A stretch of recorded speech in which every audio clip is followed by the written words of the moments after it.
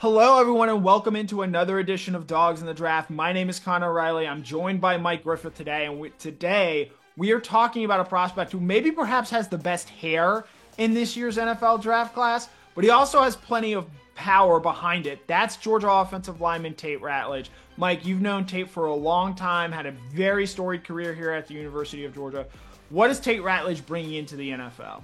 Well, in addition to that mullet, that big hair, he's got a big personality, and Tate backs it up. He's probably the most physical of the Georgia offensive linemen. You know, when we ask Georgia players who's the toughest guy on the offensive line, they say Tate. He's such a competitor, tough in practice, tough in games. Now, here's another guy that's had to overcome injuries: a foot injury early in his career, an ankle injury.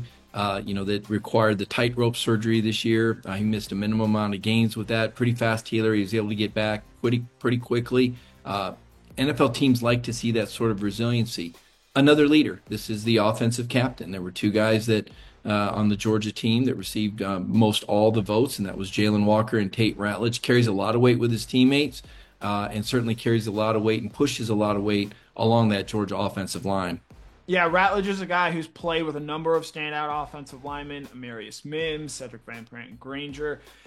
You know what you're getting in Tate Ratledge. He's a powerful figure. He wins with power. He's a very tough player, played through a number of injuries throughout his time at Georgia, but he's also a pretty good athlete, running a 5.01 40 at this year's combine. I think he's got a lot of tools to him. If he can stay healthy, I think he's absolutely going to help an offensive line establish a culture of power and toughness, and that's ultimately what you're looking for at the next level. Georgia has sent a ton of offensive linemen into the NFL in recent seasons. Broderick Jones, I mentioned Amarius Mims, Cedric Van Prandt, and Granger.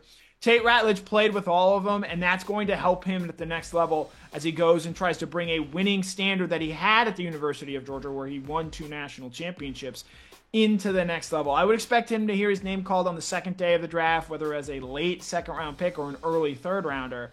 But Tate Ratledge is absolutely somebody that can help an NFL team, as he did during his time at the University of Georgia. So for Mike Griffith, my name is Connor Riley. That's our breakdown on Tate Ratledge. This has been Dogs in the Draft, presented by Kroger.